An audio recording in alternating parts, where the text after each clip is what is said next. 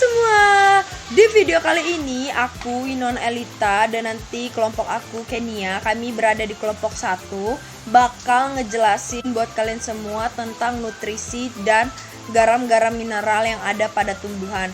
Nah, aku sendiri nantinya bakal ngejelasin apa itu nutrisi apa aja yang diperluin untuk tumbuhan, terus kelebihan dan kekurangan dari unsur nutrisi itu sendiri. Kemudian ada beberapa foto kekurangan nutrisi itu sendiri. Nah, semuanya nanti aku jelasin di bagian itu. Kemudian nanti teman kelompok aku bakal ngejelasin tentang. Halo, nama saya Kenia. Di sini saya akan membahas mengenai materi nutrisi dan garam mineral pada tumbuhan. Nah, di sini akan saya bahas ada 4 hal. Yang pertama adalah penyerapan nutrisi dan garam mineral. Yang kedua adalah pengaruh tanah terhadap penyerapan. Yang ketiga, pengangkutan nutrisi dan garam mineral. Serta yang terakhir adalah defisiensi mineral pada tumbuhan. Semua, gak usah berlama-lama lagi, kita langsung masuk aja ke video pembahasannya tentang nutrisi dan garam-garam mineral pada tumbuhan. Untuk itu kita langsung masuk aja ke pengertian dari nutrisi tumbuhan itu sendiri. Nutrisi tumbuhan adalah suatu zat yang sangat penting bagi produksi tanaman yang nantinya dapat menghasilkan makanan sehat untuk manusia. Nah, nutrisi ini diserap oleh tanaman, digunakan untuk pertumbuhan, perkembangan, dan proses reproduksi tanaman. Jadi, ketika nutrisinya baik, maka dia dapat berguna menjadi makanan yang sehat dan dikonsumsi oleh manusia. Selain itu, ketika nutrisi tercukupi, pertumbuhan, perkembangan, serta proses reproduksi tanaman tersebut dapat berjalan dengan baik sehingga tanaman tetap sehat dan tidak mudah terserang penyakit atau mati. Nah, kemudian nutrisi yang diperlukan dari tumbuhan juga dibedakan oleh 2 jenis. Jadi tumbuhan itu memerlukan kombinasi yang tepat nih dari berbagai nutrisi untuk tumbuh, berkembang, dan bereproduksi. 2 jenis tersebut adalah makronutrien dan mikronutrien. Yang pertama kita bakal bahas tentang makronutrien. Makronutrien itu sendiri adalah nutrisi yang dibutuhkan dalam jumlah yang relatif tinggi ketimbang unsur hara mikronutrien. Pada jaringan tanaman seperti nitrogen 1000 kali lebih besar daripada kandungan unsur hara mikro. Nitrogen itu sendiri unsur makro itu sendiri ada nitrogen, fosfor, kalium, magnesium, sulfur atau berang, kemudian kalsium. Untuk itu kita langsung aja masuk ke penjelasannya. Ini adalah unsur nitrogen. Unsur nitrogen dilambangkan dengan unsur N, berperan penting dalam pembentukan sel, tanaman, jaringan, dan organ tanaman. Dia memiliki fungsi utama sebagai sintetis klorofil, protein, dan asam amino dan asam amino. Oleh karena itu sudah sangat dibutuhkan bagi tumbuhan. Kalian tahu nggak kalau kekurangan nitrogen, bahwa tanaman itu pada bagian bawah daun khususnya akan menguning karena kekurangan klorofil sehingga pertumbuhan tanaman menjadi lambat, kerdil, dan lemah. Akibatnya produksi bunga dan biji pun akan rendah. Kemudian kita masuk ke unsur fosfor, di mana dia merupakan komponen penyusun dari beberapa enzim, protein, ATP, RNA, dan DNA. ATP ini penting untuk proses transfer energi, dan sedangkan RNA sifatnya genetik dari tanaman. Kemudian kekurangan fosfor itu nantinya daunnya akan menjadi tua, cenderung keunguan, serta kelabu yang nantinya menjadi coklat, sehingga tumbuhan juga menjadi lambat dan tanaman kerdil karena pertumbuhan daunnya akan menjadi kecil, kerdil, dan akhirnya rontok sehingga menghambat pertumbuhan dari tanaman itu sendiri. Kemudian kita masuk ke unsur kalium. Kalium ini berperan sebagai proses fisiologi tanaman seperti fotosintesis, akumulasi, transkolasi, transportasi, dan karbohidrat. Kemudian membuka, menutup stomata, dan mengatur distribusi air. Kekurangan dari kalium ini adalah terlihat pada daun bagian bawah yang kering serta bercak hangus yang nantinya dia akan menyebabkan daun tersebut terbakar dan akhirnya gugur. Tentunya yang paling jelas adalah menghambat pertumbuhan dari tanaman itu sendiri. Kemudian magnesium yang merupakan aktivator yang berperan dalam transportasi energi dan beberapa enzim di dalam tanaman. Kekurangan dari magnesium adalah munculnya bercak-bercak kuning di permukaan daun tua yang nantinya diangkut ke daun muda sehingga menjadi lemah dan akhirnya mudah terserang penyakit. Dan ya pastinya kan menyebabkan tanaman itu sendiri tumbuh lambat bahkan kerdil. Jadi kekurangannya paling banyak menyerang di bagian fisiologis daun, misalnya dari kuning menjadi dari hijau menjadi kuning, dari hijau menjadi kecoklatan, sehingga daunnya menjadi kerdil, mati, rontok, dan mengakibatkan efek pada pertumbuhannya menjadi kerdil, lambat, bahkan tumbuhan itu sendiri bisa mati dan tidak tumbuh dengan baik. Kemudian kita masuk ke unsur mikro, unsur yang tadinya dibutuhkan dalam jumlah sedikit namun berperan penting dalam pertumbuhan juga. Unsur ini ada besi, mangan, tembaga, seng, Jn, boron, B, dan molybdenum, Mo. Kita bakal bahas yang pertama adalah tentang unsur boron. Kita masuk ke unsur boron yang pertama kali bakal kita bahas. Boron memiliki kaitan erat dengan proses pembentukan, pembelahan, dan diferensiasi sel. Nah, boron ini diangkut dari akar ke tajuk tanaman melalui pembuluh xilem. Ketika kekurangan boron, daun akan berwarna lebih gelap dibanding daun normal. Dia akan tebal dan kerut. Jadi daunnya berwarna hijau akan menjadi gelap karena boron. Kemudian karena kurang nutrisi boron. Kemudian besi. Besi ini berperan dalam proses pembentukan protein dan sebagai katalisator pembentukan klorofil. Nah, kekurangan besi ini dapat menunjukkan gejala klorosis, yaitu daun menguning atau nekrosa, yang nantinya daun muda tampak putih karena kurang klorofil. Selain itu juga karena kerusakan akar, jika ada daun dikeluarkan dan punya akan terlihat potongan-potongan akar yang mati. Nah, kemudian kita masuk ke tembaga. Tembaga adalah aktivator yang membawa beberapa enzim. Dia juga berperan membantu kelancaran proses fotosintesis, pembentukan klorofil, dan berperan dalam fungsi reproduksi. Kemudian ada molybdenum, bertugas sebagai pembawa elektron untuk mengubah nitrat menjadi enzim. Unsur ini juga berperan dalam fiksasi nitrogen. Nah, kekurangan molybdenum ini adalah ditunjukkan dengan munculnya klorosis di daun tua kemudian menjalar ke daun muda.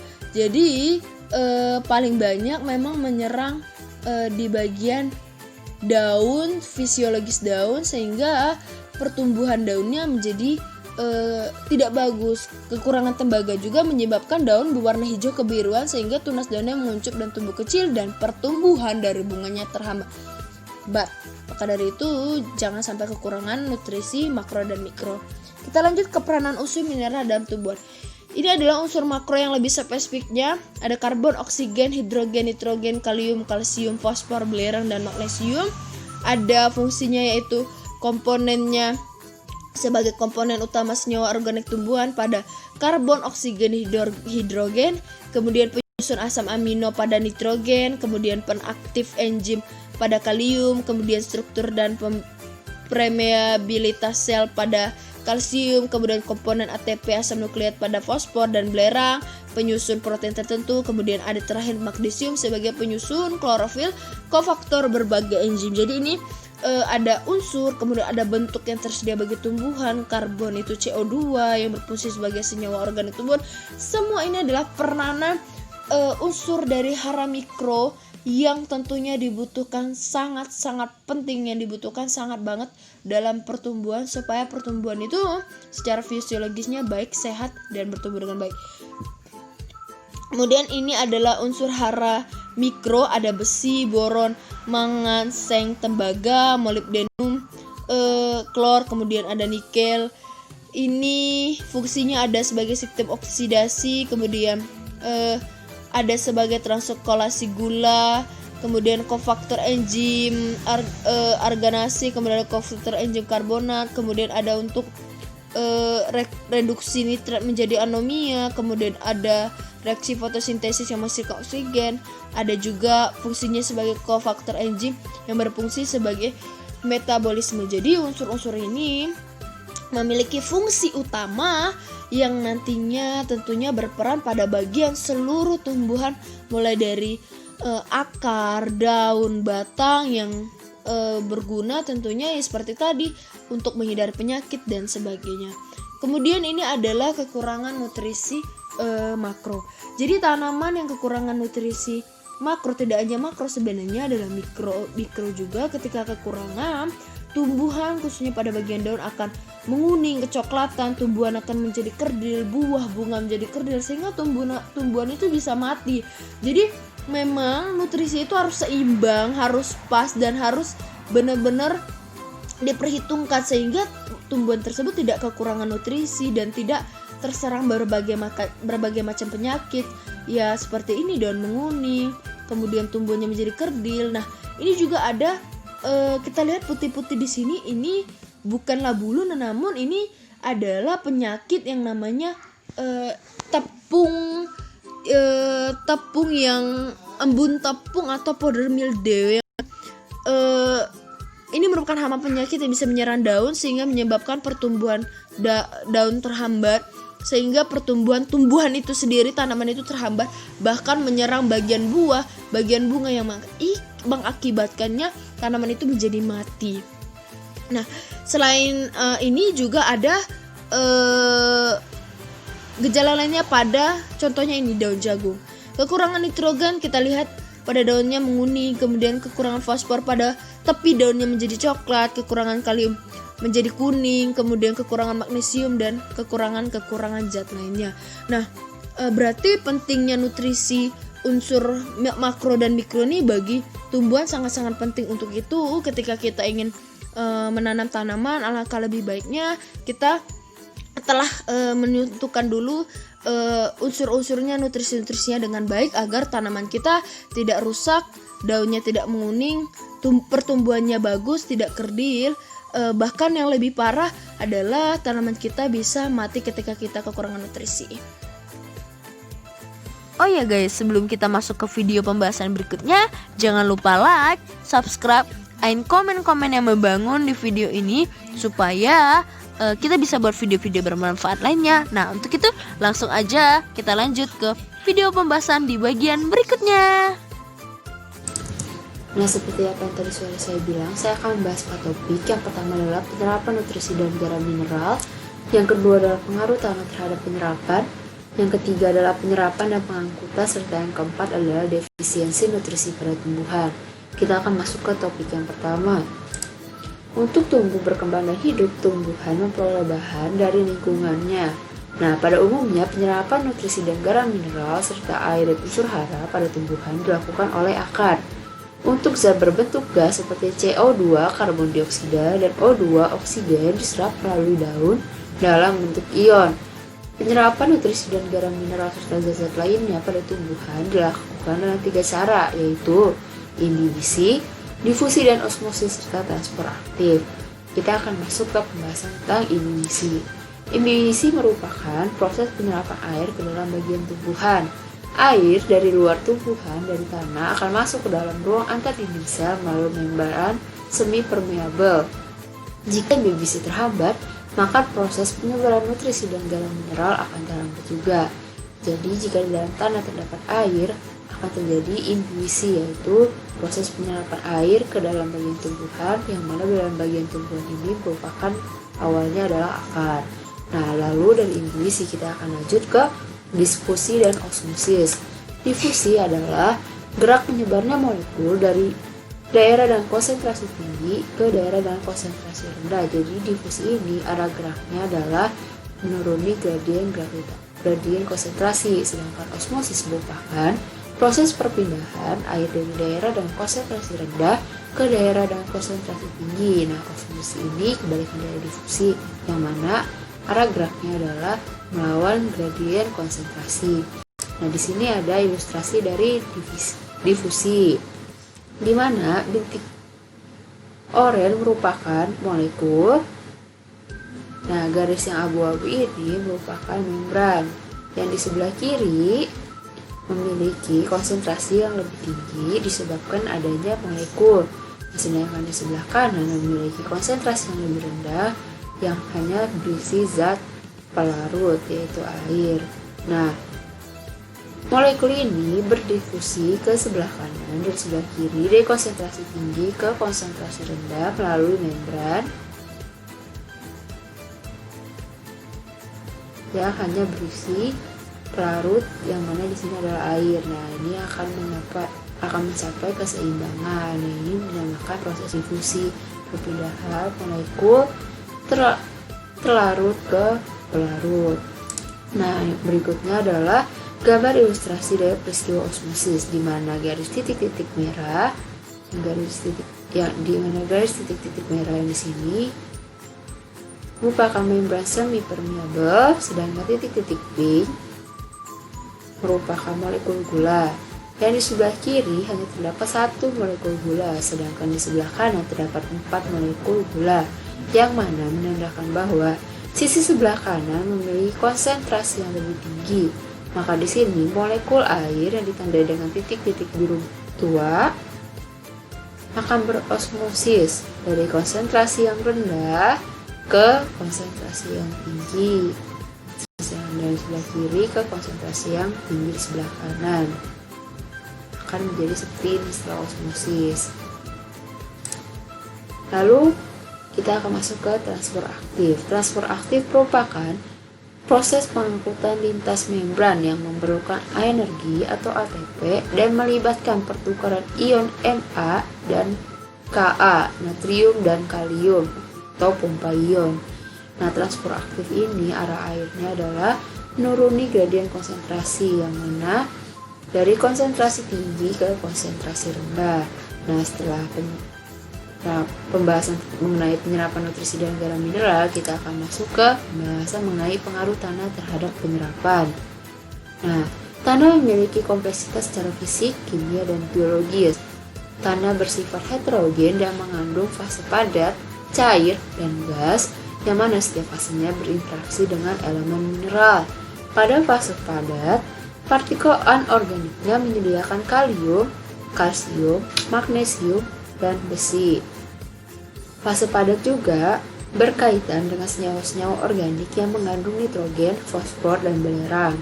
Sedangkan pada fase cair, tanah merupakan larutan tanah yang mengandung ion mineral yang berfungsi sebagai media untuk ion bergerak pada permukaan akar. Nah, pada fase gas, oksigen, karbon dioksida, dan nitrogen akan terlarut dalam larutan tanah. Partikel tanah yang terdiri atas partikel organik dan anorganik memiliki muatan negatif yang dominan. Muatan negatif pada tanah dihasilkan dari disosiasi ion hidrogen dari asam karboksilat dan gugus fenolik. Partikel tanah bermuatan negatif mempengaruhi adsorpsi nutrisi dan garam mineral.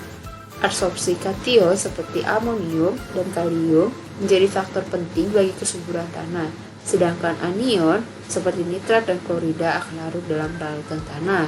Konsentrasi ion hidrogen sama dengan pH tanah. Konsentrasi ion hidrogen atau pH tanah merupakan sifat tanah yang sangat mempengaruhi pertumbuhan akar tanaman dan mikroorganisme pada tanah.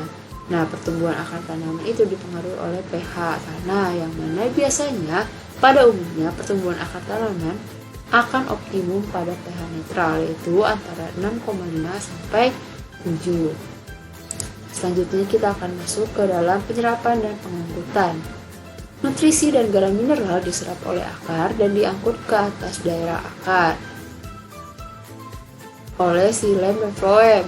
Untuk mencapai akar, nutrisi dan garam mineral melalui 3 cara, yaitu yang pertama berdifusi melalui larutan tanah, yang kedua dibawa oleh air secara pasif menuju akar, dan yang terakhir adalah akar akan mendekati unsur tersebut. Jadi yang pertama dengan berdiskusi, yang kedua air dibawa oleh air, yang ketiga akar yang akan mendekati garam mineral dan nutrisi tersebut. Nah, pengangkutan air, nutrisi, dan garam mineral pada tumbuhan tingkat tinggi dibagi menjadi 2 mekanisme. Yaitu yang pertama ada pengangkutan ekstravasikuler dan yang kedua adalah pengangkutan intravasikuler. Pengangkutan ekstravasikuler merupakan pengangkutan di luar berkas pengangkut yang dibagi menjadi 2, yaitu ada mekanisme apoplas dan mekanisme simplas.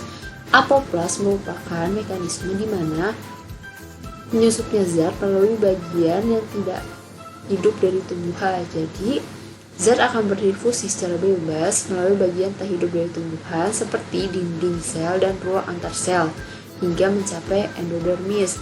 Saat mencapai endodermis, zat tidak bisa masuk lagi karena konsentrasi yang berbeda. Jadi ketika dari luar zat akan berdifusi, ketika mencapai endodermis zat akan berosmosis sehingga dapat masuk ke dalam silem.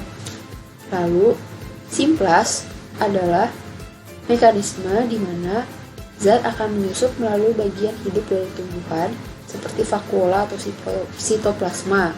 Lalu zat akan menuju plasmodemata dan endodermis sehingga dapat langsung masuk ke dalam silem. Jadi perbedaan antara apoplas dan simplas adalah apoplas menyusupnya zat melalui bagian tak hidup dari tumbuhan, sedangkan simplas melalui bagian yang hidup dari tumbuhan. Nah, di sini ada ilustrasinya. Yang merah ini merupakan lintas apoplas, sedangkan yang biru merupakan lintas simplas. Di sini kita bisa lihat dan garis merah ini ia melalui pinggirannya. Nah, di sini ruang antar sel dan juga dinding sel. Nah, di sini ada endoderm. Di sini panah yang merah ini, garis merah ini hanya berhenti di sini karena yang seperti tadi sudah saya bahas. Lintas apoplas karena berasal dari luar bagian yang tak hidup dari tumbuhan, dia tidak bisa masuk ke silem secara langsung. Maka di endoderm ini setelah mereka berdiskusi, mereka akan berosmosis dan masuk ke silem. Sedangkan untuk lipas simplastik yang berwarna biru ini, mereka masuk melalui bagian dalam sel, bagian hidup dari sel tumbuhan, sehingga dapat langsung masuk ke endoderm dan masuk ke silem. Nah, pengangkutan intravasikuler merupakan pengangkutan melalui pembuluh silem dan floem. Zat diserap dan akan masuk ke stele. Di stele, zat akan masuk ke silem dan akan diangkut. Sebagian zat akan masuk ke floem dan menyatu dengan aliran sukrosa. Nah, di sini adalah penampang dari akar. Di sini adalah akar tumbuhan dikotil dan di sini adalah akar tumbuhan monokotil. Di sini kita bisa lihat bahwa pada penampang ini bagian silem dan floem dari dikotil dan bagian silem dan floem dari monokotil itu berbeda. Nah, bagian silem dan floem itu berada di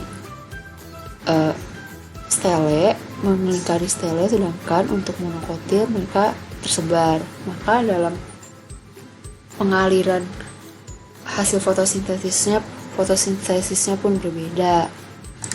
Nah, di sini merupakan tabel bagian akar dan nutrisi yang diserap. Nah, di sini ada kalsium pada bagian akarnya.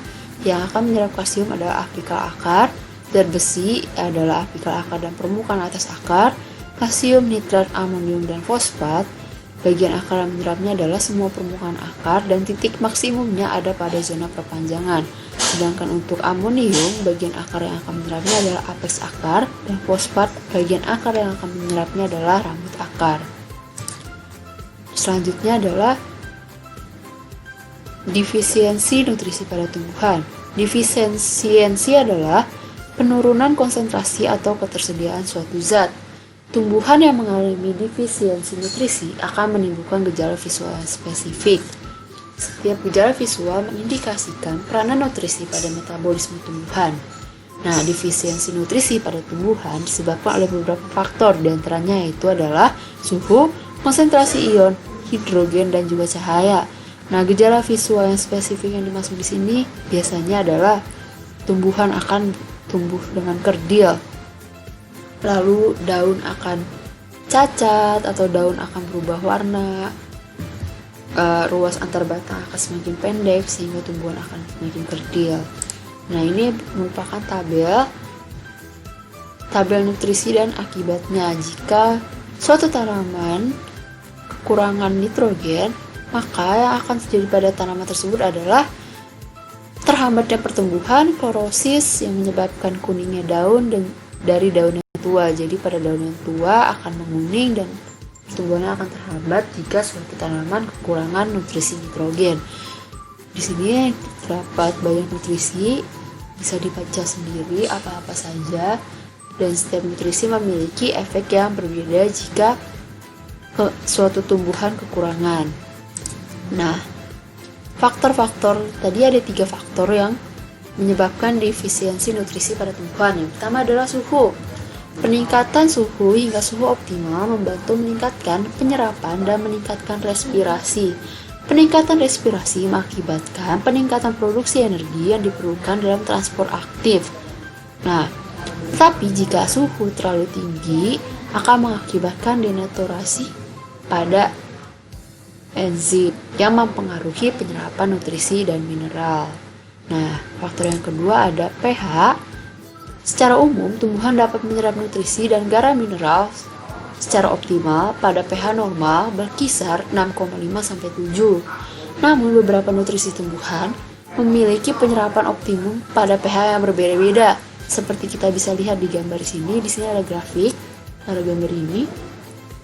Nitrogen akan mencapai titik serap tertinggi pada pH 5,5-7,5. Kita bisa lihat di sini di bawah angka 5 grafiknya semakin mengecil, sedangkan di atas angka 5 grafiknya akan semakin membesar hingga mencapai 7,5. Pada 7,5-9 grafiknya akan semakin menurun. Nah, sedangkan pada fosfor akan mencapai titik penyerapan tertinggi pada pH 5-6, dan begitu pula dengan nutrisi yang lainnya. Nah, jadi ada beberapa nutrisi yang tingkat optimumnya pada pH netral, pH asam, atau pH basa. Nah, yang terakhir adalah cahaya. Cahaya berperan penting dalam fotosintesis. Energi memiliki peran penting dalam penyerapan dan pengedaran nutrisi dan garam mineral oleh akar. Nah, pada fotosintesis akan dihasilkan oksigen dan energi. Nah, energi adalah merupakan salah satu aspek yang terpenting dalam penyerapan dan pengedaran nutrisi. Jadi secara tidak langsung, cahaya memiliki peran yang penting terhadap pengedaran dan penyerapan nutrisi. Nah, sekian penjelasan dari saya, semoga bermanfaat. Terima kasih. Hai semua, terima kasih udah nonton video penjelasan dari kelompok kami. Kami harap setelah menonton ini kalian bisa lebih mengerti tentang nutrisi dan garam-garam mineral pada tumbuhan. Kami mohon maaf jika di saat penjelasan atau penyampaian materi ada yang kurang dimengerti atau ada yang kurang jelas. Kami menerima kritik dan saran yang membangun supaya kami nantinya bisa membuat video-video bermanfaat lainnya. Untuk itu, terima kasih semua. Thank you for watching. See you and bye-bye.